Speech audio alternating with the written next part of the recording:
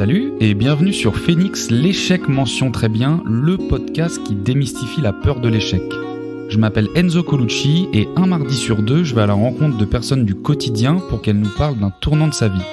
Une ambiance à la cool, comme si on se prenait un verre en terrasse, pas de leçon de morale, chacun prend ce qu'il a à prendre.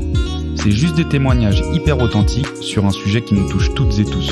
Alors j'espère que tu vas kiffer. Hello et bienvenue sur Phoenix, l'échec mention très bien. Sur cette 3e saison, aujourd'hui on accueille Baptiste. Je suis ravi d'être là, merci beaucoup pour l'invite. Merci de m'inviter chez toi, Baptiste. Trop sympa. Chez moi, dans le petit salon, c'est nickel, sur la petite table. Voilà, au top. On est à Paris dans le 17e, on enregistre, on est au top. On est bien. Écoute, Baptiste, tu peux te présenter rapidement pour ceux qui nous écoutent ? Je m'appelle Baptiste, je viens d'avoir 30 ans. Je suis passé par une phase dans l'alcoolisme. De mes 15 à mes 24 ans, j'ai sombré dans l'alcoolisme. Et depuis, maintenant, ça fait bientôt 6 ans que j'ai arrêté l'alcool. Pour me reconstruire, j'ai écrit un livre. J'ai coécrit un livre avec Judith Lossman qui s'appelle « D'avoir trop trinqué, ma vie s'est arrêtée ». Et dans mon parcours de reconstruction, j'ai découvert le métier de patient expert. Donc, je me suis formé à ça. Et aujourd'hui, j'accompagne d'autres addicts et je les aide à retrouver confiance en eux et je les aide à surmonter les épreuves. Magnifique. Du coup, tu t'interviens dans des services d'addictologie sur Paris, dans certains hôpitaux ? C'est ça. Alors, c'est une formation qui est donnée par la PHP, donc les hôpitaux de Paris, mais j'ai fait des stages à l'hôpital Bichat. Donc, aujourd'hui, j'interviens bénévolement en cure, en hospitalisation à Bichat. Voilà. Ok, trop cool. Génial, c'est parfait. Sur ta présentation, tu as un petit peu teasé du coup tout ce qui va suivre après dans la petite interview. Et avant qu'on y passe, Baptiste, est-ce que tu peux toi du coup aujourd'hui nous donner ta vision de l'échec, ta définition de l'échec ? Ça, c'est une très très grande question. J'ai eu pas mal de mal à trouver ce que représentait l'échec pour moi parce que en fait, si j'en suis aujourd'hui ici en abstinence, c'est que j'ai transformé ces moments de down en force.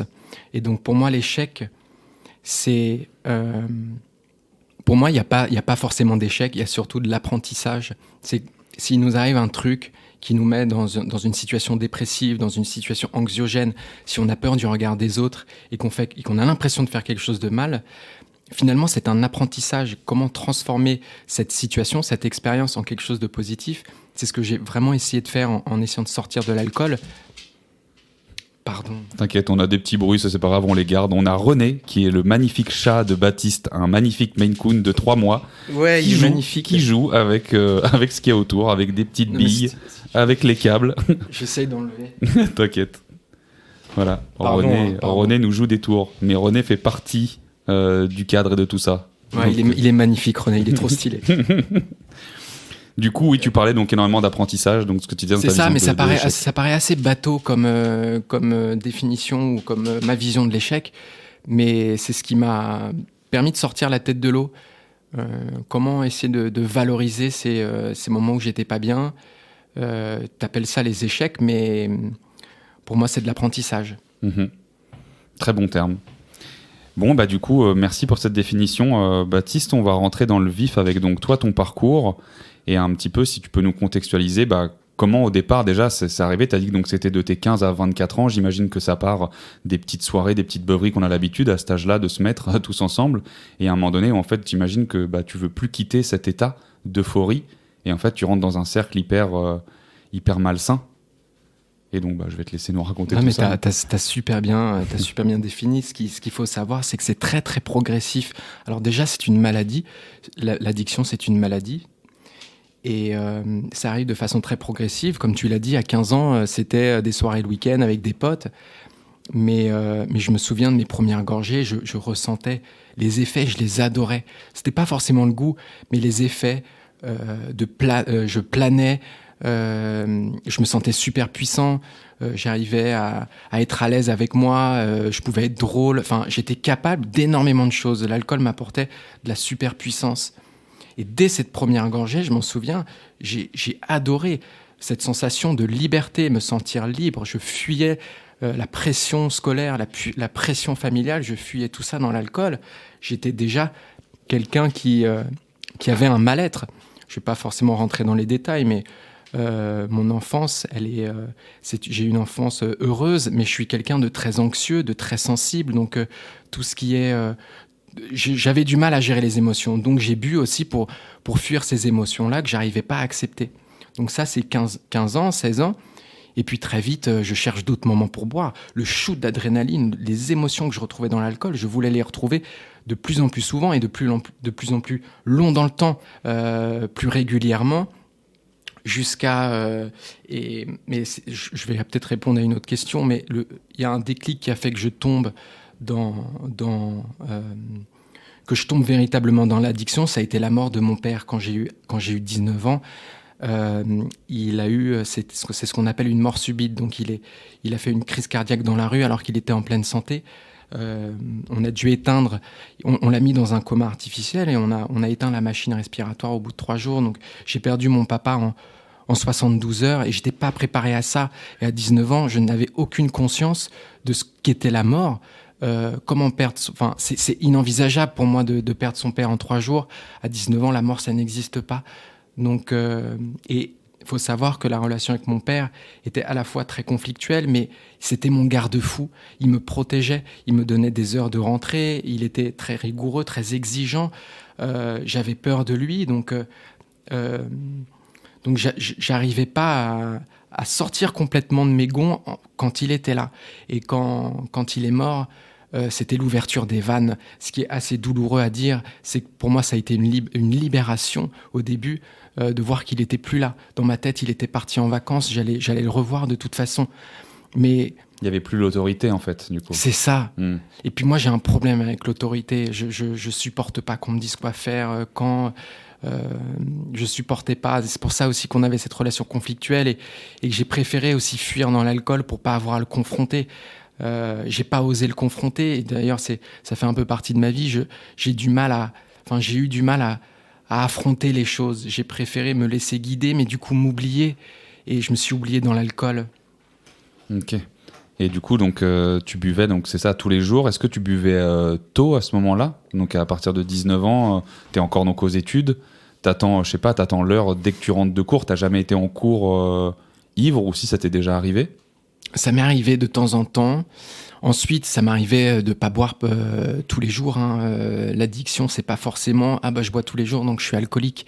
C'est quand même différent. La différence, c'est quelle est ta relation avec l'alcool ? Est-ce qu'elle est malsaine ? Est-ce que tu combles ce vide qui est en toi avec l'alcool ? Est-ce que par exemple, quand tu es angoissé, quand tu as envie de dormir et que tu n'arrives pas, utiliser l'alcool comme anxiolytique ou somnifère, ça c'est des relations assez malsaines. Moi, j'avais une relation très malsaine avec l'alcool parce que j'avais besoin d'émotions intenses, et j'avais besoin de fuite, et j'avais besoin de noyer ma souffrance, de ne pas accepter les choses, de ne pas voir la mort de mon père. Donc c'est pour ça que j'ai bu. Après, pour être plus concret, 19 ans, j'allais plus trop en cours. Ça aussi, c'est un truc dans l'addiction, c'est qu'on abandonne toutes nos activités. Tout notre temps est consacré à l'alcool, tout notre esprit est envoûté par l'alcool. Donc mes études, mes amis, ma famille, tout ça n'avait plus aucun sens. Mon focus, c'était que la bouteille. Et ça a été quoi, du coup, donc, comment tu as pris conscience après qu'il fallait que tu fasses quelque chose ? Donc à l'âge de 24 ans, à un moment donné, tu as justement un déclic aussi dans ce sens-là, où tu te dis, ok, là c'est trop, là stop, il faut que je guérisse en fait. Tu as pris conscience de cette addiction à quel moment réellement et comment ? J'ai mis du temps. Comme je l'ai dit, c'est très progressif et surtout, il y a cette phase de déni. Donc cette phase de déni qui nous empêche de nous regarder dans une glace où on est incapable de se confronter à son addiction, donc on continue. Et il m'arrivait il m'arrivait certains drames entre mes 19 et 24 ans qui m'ont aussi fait réaliser que j'avais un problème avec l'alcool. Donc j'en avais conscience, mais j'arrivais pas à m'en séparer. J'avais besoin d'alcool pour vivre. C'était vraiment pour empêcher les tremblements, la gueule de bois et tout. J'avais besoin d'alcool pour affronter les gens, pour sortir de chez moi. Il fallait absolument que je boive. Donc pour moi, arrêter l'alcool, envisager d'arrêter l'alcool, c'était aussi mourir d'une certaine façon, parce que plus rien n'avait de sens. Si j'arrêtais l'alcool, j'avais plus aucune activité, plus aucun sens dans ma vie. Donc j'ai mis du temps, plusieurs années. Enfin, j'ai mis du temps, je m'en suis quand même... En fait, je suis assez fier aujourd'hui parce que j'ai quand même réalisé à 24 ans. Le vrai déclic est arrivé de ma mère. Ça, c'est très très fort parce que je souffrais. Je m'étais mis une caisse énorme. Ça faisait peut-être 3 jours que j'étais dans mon lit en gueule de bois. J'arrivais pas à aller en cours. Je parlais à plus personne. Je m'isolais. Donc c'était très très pénible. J'avais vraiment une souffrance. J'ai même eu envie de me mettre fin à mes jours tellement j'étais mal. J'avais plus d'autres solutions. Et ma mère rentre dans ma chambre et s'assied au pied de mon lit et me regarde avec amour. Elle déverse son amour sur moi et elle me dit « Est-ce que tu as songé aux Alcooliques Anonymes ?» Et je pense que cette phrase, je l'oublierai jamais parce que elle a vu qui j'étais, elle a enfin vu ma souffrance, elle a vu telle que j'étais, un peu comme un zombie dans mon lit, en pleine souffrance, mais elle l'a vu, alors que les autres, souvent, me faisaient des reproches, me tapaient un peu sur le système, et donc rajouter cette culpabilité, alors que je me sens déjà coupable de boire, ça ne pouvait pas m'aider. Et donc, voilà, ma mère m'a vu telle que j'étais, en souffrance, mais elle a accepté cette souffrance, et je me suis senti vu.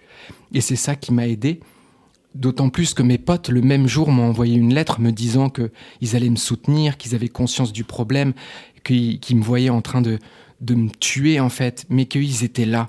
Et donc, ces 2 preuves d'amour, que ce soit mes potes et ma mère, en moins de 24 heures, j'appelle ça des actes de providence, parce que je ne les explique pas pourquoi, en moins de 24 heures, j'ai eu ces 2 signes que j'avais que je méritais de vivre, en fait. Et donc, je suis allé aux Alcooliques Anonymes. Et c'est là que j'ai vu qu'on était des centaines, des milliers à avoir cette souffrance, à avoir un mal-être. Mais eux, ils avaient transformé ça en quelque chose de plus serein, en apaisement. Et pour moi, ça a été des grandes inspirations. Je me suis senti écouté, je me suis senti valorisé, compris, les mots justes. Et c'est ça dont j'avais besoin, c'était d'écoute. J'avais juste besoin qu'on m'écoute et qu'on ne me juge pas. Et donc, voir des gens qui me ressemblaient, ça m'a donné un énorme coup de boost. C'est énorme ce que tu dis, c'est ultra fort. Et t'es allé à quelle fréquence, du coup, lors de ces réunions ? C'était une fois par semaine ? C'était ça, une fois par semaine ? C'est ça, ouais, j'y allais une fois par semaine. Je sais qu'il y en a qui ont besoin d'y aller une fois par jour, même plusieurs fois par jour. C'est vraiment, chacun fait comme il veut. D'ailleurs, quand on y va, il n'y a même pas besoin de prendre la parole. C'est vraiment ultra libre. Et tu peux juste t'asseoir et écouter, c'est ça, les autres. Tu peux juste t'asseoir, t'écouter. J'ai même vu des personnes qui arrivaient un peu bourrées parce qu'ils avaient du mal à se confronter à ça. C'est vachement pénible. C'est douloureux, mais ça demande aussi beaucoup de courage. Donc, ces personnes-là qui arrivent, elles sont là. Elles peuvent arriver bourrées ou pas bourrées, mais au moins elles sont là. Et c'est le signe qu'elles veulent s'en sortir. Donc, j'y allais. En fait, c'est une panoplie de témoignages sur comment on s'en sort. Les trucs et astuces qu'on met en place, nos émotions, la colère, la tristesse, mais nos petites victoires, on parle de tout. Et c'est pas du tout comme dans les films. Enfin, après, moi, j'ai peut-être eu la chance dans mes réunions, mais c'est pas du tout glauque dans les films. Moi, il y a des rires, il y a des accueils chaleureux. Enfin, moi, j'ai vraiment kiffé et ça m'a aidé. Parce qu'en plus, j'avais aussi une aide j'avais psychologue, psychiatre, donc j'ai des aides médicales qui sont quand même vachement importantes, mais j'avais ce côté où je voyais des semblables qui m'étaient vachement précieux. Ouais, clairement. Avoir une identification avec des personnes qui ont la même peur commune et le même passé douloureux, c'est quelque chose qui t'ont aidé, j'imagine. Ouais. Et tu l'as fait combien de temps ? T'es allé pendant combien de temps, à ces réunions ? J'y suis allé toutes les semaines pendant 1 an et demi. Okay. Ensuite, je suis parti à l'étranger. J'ai fait quelques réunions en espagnol, parce que j'étais au Pérou et ensuite en Espagne. Et donc j'ai fait quelques réunions au Pérou. Et ensuite, j'ai trouvé autre chose, parce que ce qui m'aide avant tout, c'est des liens sains. C'est échanger avec des gens, qui me comprennent. Et au bout d'1 an et demi, j'ai rencontré Judith Lossman, qui est devenue ma co-autrice. Mais ça a été une autre forme de thérapie. Donc c'est la littérothérapie, une thérapie par l'écriture. Et j'avais très très envie d'écrire. Enfin, j'avais surtout envie de témoigner. J'avais envie de transmettre. J'avais envie de transmettre à des jeunes mon parcours. Expliquer que l'arrêt de l'alcool, ce n'est que le début et que la reconstruction est longue, qu'il y a beaucoup de choses à mettre en place pour se reconstruire. Et l'écriture, ça me permettait c'est un bon moyen d'expression. C'était un mode d'expression qui me convenait parfaitement. Et donc, on a fait 3 ans de thérapie tous les jours avec Judith. Et ça a donné naissance à notre livre qui s'appelle D'avoir trop trinqué, ma vie s'est arrêtée, qui raconte un peu depuis mon enfance, depuis que je suis né, mes états, comment je suis tombé dans l'alcool, les drames qui sont venus dans ma vie qui ont accentué cette souffrance et donc encore plus envie de me plonger dans l'alcool, mais aussi toute cette reconstruction et cette lumière qui peut sortir d'un parcours comme le mien. Il n'y a pas que du noir, il y a aussi énormément de lumière. Quand on arrive à se trouver, quand on arrive à s'identifier, savoir qui on est, nos forces, transformer nos faiblesses en force aussi, c'est d'une puissance. Et ça, c'est la littérothérapie qui m'a appris ça. Et aujourd'hui, je suis très très fier de ce livre, très très fier de ma nouvelle activité patient expert. Et je peux te dire que je me sens si libre, ne pas et apaisé en fait. C'est surtout ça. Cette confiance que j'ai pu me reconstruire, c'est pas facile tous les jours, hein, mais parfois il suffit d'un grain de sable pour détruire un peu cette mécanique. Et donc, enfin, je sais pas si je suis très clair, mais j'ai été autodestructeur dans l'alcool. Aujourd'hui, sans alcool, parfois j'ai aussi des attitudes, des trucs qui font que je m'autodétruis. Mais au moins aujourd'hui, je sais les identifier à l'avance et donc je sais rebondir beaucoup plus vite. Et ces moments justement de doute qui peuvent revenir aujourd'hui dont tu parles, comment est-ce que tu arrives à faire face en fait à ces moments? Comment tu les combats? Je pense que c'est une très très bonne question. Et je pense qu'il y a 2 choses. Il y a à la fois le manque d'alcool, ces envies d'alcool, comment est-ce que je fais, et à la fois les angoisses. Parce que je suis de nature très anxieuse. L'alcool a nourri ces angoisses-là. L'alcool est un produit dépressiogène et qui nourrit les angoisses. Donc quand j'ai arrêté l'alcool, c'est comme si l'alcool m'avait laissé un paquet d'angoisses que je n'avais pas choisi. Donc en premier, ce manque d'alcool, qu'est-ce que je fais ? J'essaye d'occuper mon cerveau différemment. Je regarde un film, je suis actif de mes mains. L'écriture, super important de poser ses émotions sur papier, mais des trucs tout cons, je bouffe un peu. Je bouffe parce que remplir mon estomac, ça compense un peu ces envies d'alcool. Je me fais un bon cocktail sans alcool, un bon thé. Je me prends une douche chaude. Enfin, j'essaye en fait de prendre soin de moi différemment. J'avais beaucoup de mal. Dans l'alcool, je ne sais pas prendre soin de moi. D'ailleurs, je m'en fous, je voulais mourir. Et quand les docteurs, par exemple, me disaient « Ouais, fais gaffe, tu vas boire, tu vas avoir une cirrhose au foie », mais je m'en fous. Moi, je veux pas exister dans ce monde. Ce monde m'agresse, en fait. Donc, ces paroles, moi, elles te touchaient pas. Elles me touchent pas. Ouais. J'avais besoin d'écoute, j'avais besoin de me sentir compris. Donc, voilà, j'essaye de prendre soin différemment. Et donc, les angoisses... j'ai fait un peu de méditation pour gérer ces angoisses, mais aussi j'apprends surtout à identifier ce qui me plaît pas. Par exemple, les transports en commun, quand il y a trop de monde, donc j'évite ces endroits-là. Je sais dire stop, je sais dire non, mais c'est en testant quelles sont les choses qui sont bonnes pour moi que je vais identifier ce qui est bon pour moi. Donc oui, je me suis pris quelques grosses crises d'angoisse dans le métro ou à des soirées parce que j'étais pas suffisamment prêt, pas suffisamment costaud, mais ça me montre que déjà je suis pas mort. Donc on arrive à surmonter ces angoisses, c'est quand même vachement positif. Et donc après, voilà, j'adapte mon emploi du temps. Aujourd'hui, je bosse de chez moi, je suis bien dans mon cocon, je prends des temps de repos. C'est un truc que je voulais vraiment dire, c'est que moi, dans des états ultra perfectionnistes, la pression que je me mettais, et donc des raisons de boire aussi, parce que j'arrivais jamais à atteindre mes objectifs, je me sentais nul, un échec permanent en fait. Eh ben, je ne suis pas une machine, et je suis un être humain avec des émotions. Mon hypersensibilité fait que je suis une éponge émotionnelle, mais donc j'ai le droit d'avoir des temps de repos. Je m'accorde un peu plus de douceur. Tu t'accordes le droit de ne pas être parfait, justement, surtout. C'est ça, c'est ça. C'est hyper intéressant ce que tu dis, le fait, alors il y a plein de choses que j'ai retenues, parce que c'est ultra fort ce que tu dis, encore une fois. Déjà, le fait de passer à l'action pour essayer de compenser, on parlait de compensation, quand tu casses à un moment donné une habitude, tu as besoin de compenser avec autre chose. On dit toujours à ce moment-là, genre si tu arrêtes de faire telle tâche à telle heure, il faut que tu te trouves une autre occupation. Et donc c'est intéressant ce que tu dis, le fait de passer à l'action et de tester différentes choses pour voir à quel point et qu'est-ce qui te fait plaisir en fait. C'est exactement ça. C'est en se testant. J'ai oublié un truc. Moi, c'est le sport. J'ai oublié parce qu'avec le Covid, je fais plus de sport. Ça me manque. Mais je suis un passionné de foot. Moi, mon rêve de gosse, c'était de devenir un gardien de foot professionnel. Et le foot, mais pour libérer la colère, c'est un putain d'exutoire. Ça fait vachement de bien. Donc voilà, faut tester s'il y a des formes de thérapie, que ce soit la méditation, l'hypnose, des thérapies plus classiques. Échanger avec des gens qui te comprennent, des potes qui sont fiables, qui sont à l'écoute. Voilà, il y a plein de ressources. Et je pense que même les auditeurs ont énormément de ressources en eux et ont des trucs à nous partager. Hein. T'as jamais écrit en fait avant et du coup, c'est venu comme c'est Judith, c'est ça, tu disais? C'est ça, C'est Judith qui t'a présenté en fait cette chose-là et qui, toi, t'a intéressé. T'as commencé justement un peu à tester parce que ça doit être dur de se mettre à l'écriture, d'écrire un livre, enfin de coécrire même un livre. Ça doit demander une rigueur hyper importante et des compétences où j'imagine au début que tu ne penses pas avoir en fait. C'est hyper intéressant. C'est tellement ça. Mais ouais, je me suis jamais senti littéraire. Après, quand je prends du recul, et ben peut-être que oui en fait. En fait, j'ai peut-être une âme d'artiste. Qui a besoin de créer des choses, qui a besoin de réfléchir et de créer.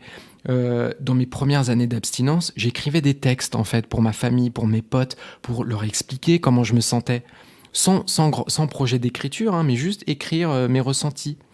Et donc après 1 an et demi d'abstinence, en fait, j'ai écouté ma petite voix intérieure qui me disait mais tu as besoin d'écrire, tu as besoin d'extérioriser beaucoup de choses, tu contiens trop de choses en toi et ça te détruit. Donc j'ai commencé l'écriture tout seul. Et c'est un véritable métier. Donc, à un moment, j'ai atteint je ne pouvais plus avancer et j'ai osé demander de l'aide. Ça aussi, c'est un putain de conseil. C'est que il faut oser demander de l'aide. Il faut faire taire cet orgueil. On va pas s'en sortir seul. Donc, j'ai osé demander de l'aide. Et cette femme, Judith, elle est incroyable. Elle a des compétences de thérapeute, d'écriture, d'analyse. Elle a hyper bien peaufiné mes textes et on les écrivait ensemble. C'était juste un échange. Comment transmettre au mieux les émotions, celles que j'enfouissais au plus profond de moi. Comment les transmettre pour qu'un lecteur lambda puisse s'identifier et comprendre un peu mieux l'addiction. C'est énorme. Ça m'étonne pas que tu sois hyper créatif, comme tu dis, que tu aies une âme d'artiste, que en tant que, je pense, hyper émotif, j'imagine, et névrosé un petit peu. Complètement. Je suis pareil, en fait, ça me fait marrer du coup, parce que c'est la même chose. Et bah, t'as cette âme un peu où t'as besoin de stimuler ton intellect et de créer en fait des choses. Donc, ça m'étonne pas que tu sois très bon là-dedans. Il y a un truc que j'ai appris il n'y a pas si longtemps que ça, c'est que à la fois, c'est hyper bien d'utiliser cet aspect créatif, mais du coup, je m'élève un peu trop, mon esprit fonctionne trop, et j'ai du mal à me reconnecter à mon corps. C'est pour ça que parfois, j'ai fait de la méditation pour me reconnecter à mon corps, ressentir les émotions, qu'est-ce qu'elles veulent me dire quand je ressens quelque chose, pourquoi, et comment y remédier, et qu'est-ce que ça veut dire au plus profond de moi. Et ça, j'ai du mal, parce que je m'élève un peu, je pars dans mes pensées, ça tourne à balle. Et donc voilà, il y a l'esprit et le corps, mais parfois il faut essayer de les associer. Ouais, c'est beau ce que tu dis. Je partage à 100%. Et une question un petit peu bateau que je pose aussi souvent, qu'est-ce que tu dirais aux Baptiste de l'époque qui était justement en pleine période de doute et de difficulté à ce niveau-là? Je me sens toujours un peu triste quand on me demande ça. Enfin, c'est pas vraiment triste, c'est peut-être nostalgique parce que mes souvenirs d'enfance sont magnifiques, sont super heureux. J'ai manqué de rien. Je pense que j'ai été un enfant hypersensible qui trouvait pas sa place. Et donc, je pense que je lui dirais d'oser affirmer cette hypersensibilité, que les hommes ont le droit d'être hypersensibles, ils ont le droit de ressentir des choses. Ce n'est pas mal. Et puis surtout, ne pas murer ses émotions. Moi, j'ai tout planqué dans l'alcool, ça m'a détruit complètement. Et alors que j'ai le droit, j'ai dit tout à l'heure qu'on a le droit aussi de ne pas être des machines, on est des êtres humains avec des émotions. Je pense que savoir s'écouter, c'est un message ultra puissant, mais il faut travailler sur ça. Donc je dirais aussi, à ce Baptiste-là, qui était aussi un petit enfant qui refusait de grandir, en quête de reconnaissance et d'amour inconditionnel, qui peut s'affirmer sans vivre au travers du regard des autres. Moi, j'étais en recherche d'approbation constante. Je vivais vraiment en fonction des autres. Et aujourd'hui, je me suis libéré de ces chaînes. Et les gens, mes véritables amis, ma famille, même vraiment pour qui je suis, les autres sont partis, j'ai fait le tri. Mais les vrais sont restés. Et c'est ça qui est ultra puissant, c'est que je me sens valorisé par mes proches, j'ai regagné en estime de moi. J'avoue que je pars un peu en vrille, mais voilà peut-être un peu ce que je dirais à ce petit Baptiste qui avait vraiment peur de vivre et qui savait pas quoi faire dans ce monde qui l'agressait. Mais c'est peut-être parce que il n'avait pas encore compris la puissance des émotions qu'il pouvait ressentir. Oh, tu pars pas en vrille, moi je te suis complètement. Ah ouais, Non, c'est hyper profond ce que tu dis, c'est vrai, hein, ça regroupe beaucoup de choses qui ont été reprises dans d'autres épisodes avant. C'est l'importance qu'on accorde au regard des autres, en fait, qui est beaucoup trop important, comme tu dis. Comment travailler sur la connaissance de soi, justement, d'assumer ses émotions, et travailler du coup derrière la confiance en soi, en fait, justement.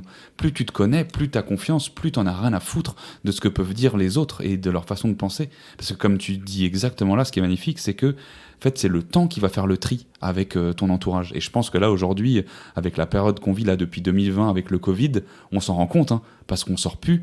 On n'a plus les connaissances qu'on avait l'habitude de voir, aller une fois de temps en temps, le week-end ou quoi, sur une soirée. Là, on se concentre que sur les gens qu'on aime ou qu'on a envie de voir, parce qu'on peut pas voir beaucoup de gens, en fait. Donc c'est super bien. Moi, j'aime bien. C'est moi là qui pars trop loin. Du coup, non, mais c'est super beau. C'est super beau ce que tu dis. Ça me touche, mais c'est juste très juste. Voilà. Voilà. Écoute, on va finir sur la petite interview sur ces mots justes, comme tu l'as dit. En tout cas, merci beaucoup pour ce partage qui était hyper fort. C'est la première fois qu'on aborde un thème comme celui-là dans le podcast. Ça me fait ultra plaisir que tu acceptes ça. Bon, c'est pas fini, hein, restez avec nous, on n'a pas encore fini. Mais en tout cas, juste interview, wow. J'ai pas beaucoup parlé parce que j'en ai pris plein ma gueule, pour le dire vraiment. Mais merci beaucoup pour ce partage, c'était hyper fort, Baptiste. Et on va passer, écoute, on va pas déroger, on a encore quelques petites minutes ensemble avec les questions pour la mention. Ah, c'est bon ça. Mais j'aimerais aussi encore te remercier, c'était un super moment. C'est vachement cool ce que tu fais. Et la vibe est là. Donc, il y a un super feeling. Et donc, je suis ravi. Voilà. Trop bon. Question pour la mention. Et donc, première question, Baptiste. Pour toi, c'est quoi les 3 plus grandes vertus à avoir dans la vie ? Je dirais la première, ça serait l'écoute. L'écoute envers les autres, mais surtout l'écoute envers soi.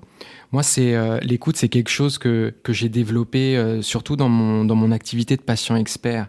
C'est de savoir écouter l'autre alors que personne autour de lui ne l'écoute vraiment. Et il faut trouver une relation où cette personne-là arrive à s'identifier. Et cette personne-là a peut-être des objectifs différents que moi. Si cette personne-là me dit « j'ai envie de contrôler ma consommation d'alcool », je vais écouter et on va essayer de l'accompagner ensemble vers son objectif. C'est son objectif à lui. Donc il y a un énorme respect dans l'écoute. Voilà ce que j'ai à dire sur l'écoute. Ensuite, il y a l'humilité. Parce que dans l'alcool, j'étais un être ultra orgueilleux qui se sentait super puissant, super au-dessus des règles, des normes, au-dessus des autres et au-dessus de mon addiction. Moi, le déni, c'est aussi ça. C'est je ne veux même pas me rendre compte que je suis addict. Donc aujourd'hui, l'humilité, c'est savoir me remettre en question, reconnaître ce qui va mal, reconnaître ce qui est bon pour moi. Et c'est des choses qui évoluent. On n'est jamais figé dans la vue. On n'est jamais figé dans la vie. Et donc voilà, c'est une évolution constante. Donc ce qui est bon pour moi il y a 6 mois ne l'est peut-être pas aujourd'hui. Donc c'est des resets, des remises à jour en permanence de moi et d'avoir cette humilité aussi de pas avoir tout bon, d'être perfectible, de pas être parfait. Donc voilà, l'humilité. Et la troisième, c'est j'hésitais entre la tolérance et la persévérance, mais je pense que je vais dire la persévérance parce que j'ai eu des moments de doute, j'ai eu des moments où je me suis dit mais bois, putain, c'est tellement plus facile, tu vas pouvoir tout oublier. Mais non, tous les jours je me disais si je veux vivre demain, je ne dois pas boire d'alcool aujourd'hui. Et ça pour moi c'est de la persévérance, c'est croire en soi, persévérer tous les jours, encore un peu. Si tu as tenu aujourd'hui, tu peux tenir demain. Et si tu as tenu une semaine, tu peux en tenir une autre. Et c'est comme ça, petit à petit, que tu te reconstruis une estime, que tu te reconstruis une confiance en soi. Donc voilà, la persévérance. Et un petit bonus, pour moi, c'est la gratitude. Aïe, bah oui. Ah, la gratitude, ouais. C'est beau parce que j'avais aucune confiance en la vie. Je voulais plus voir le jour et chaque jour sans alcool est un magnifique cadeau. Donc gratitude pour mes choix et gratitude pour tout ce que j'attire aujourd'hui. Même ce podcast n'aurait jamais existé si j'avais continué l'alcool. Donc merci la vie. C'est ouf, magnifique. Ça commence fort pour les questions. Bah écoute, magnifique, survalidé bien sûr, les 3 plus le bonus, la gratitude. C'est beau ce que tu as dit encore une fois. La prochaine question, est-ce que, du coup, c'est intéressant vu que maintenant tu as un petit quand même sur ton CV une petite ligne de co-écrivain, en tout cas d'écrivain. Est-ce que tu as un livre justement, ou un autre média d'ailleurs, que tu as adoré et que tu aimerais partager aujourd'hui ? Alors, il y a une bonne lecture si on s'intéresse à l'addiction qui s'appelle Les Alcooliques Anonymes de Joseph Kessel. Qui est absolument incroyable. Après, je t'avoue que je ne lis pas suffisamment. Moi, je suis fan de thrillers et de séries, enfin des trucs de crime et tout, mais j'ai pas les titres en tête. En revanche, je regarde beaucoup de films et il y a un film qui m'a énormément marqué, c'est Beautiful Boy, qui parle d'un jeune qui tombe dans l'addiction et j'ai énormément de points communs avec lui et je pense que ça montre véritablement la souffrance qu'il y a dans l'addiction.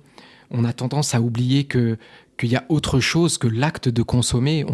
On juge en permanence l'addict. On pense que c'est juste ce SDF enfin, il y a plein de préjugés comme ça sur l'addiction.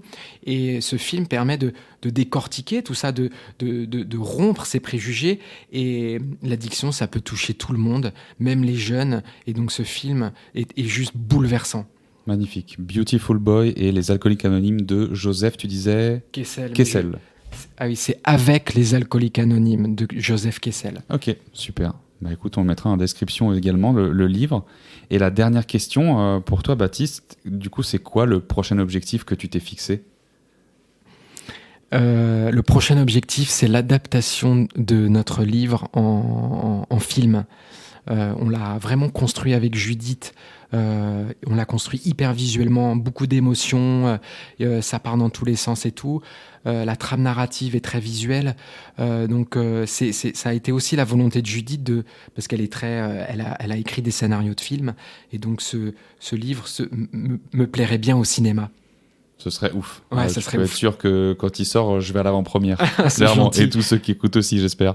C'est adorable. Bah écoute, trop cool, Baptiste. Il y a un dernier petit rituel avant qu'on se quitte dans Phoenix. C'est est-ce que t'arrives à résumer là tout ce qu'on vient de se dire en une demi-heure en une phrase concise, en une petite punchline de fin, quoi. Une petite punchline. Un mantra, je sais pas, quelque chose que tu peux te dire éventuellement souvent. Ouais, alors j'ai une phrase, je l'ai notée et c'est une phrase qui me sert énormément c'est une phrase qui me sert de mantra. Et c'est une phrase de Jean Serré qui dit que être soi-même, c'est se faire exclure par certaines personnes, mais être comme les autres, c'est s'exclure soi-même. Je pense que c'est une phrase qui illustre bien mon parcours où je me suis totalement oublié parce que je vivais au travers des désirs des autres et au final, je me suis perdu. Et aujourd'hui, maintenant que j'affirme ma sobriété, j'ai fait le tri dans mes potes et il n'y a plus que les bons qui restent. Magnifique. Bah franchement, encore une fois, un grand merci pour ton temps, pour ces mots, pour ton partage, pour ton témoignage. Vraiment, Baptiste, ça m'a fait super plaisir de te recevoir. En tout cas, que toi, tu me reçoives aussi chez toi. Mais vraiment, un grand merci pour tout. Ah, mais c'est trop cool. Merci beaucoup à toi. Et bah écoute, à bientôt, Baptiste. À bientôt, ouais. Ciao.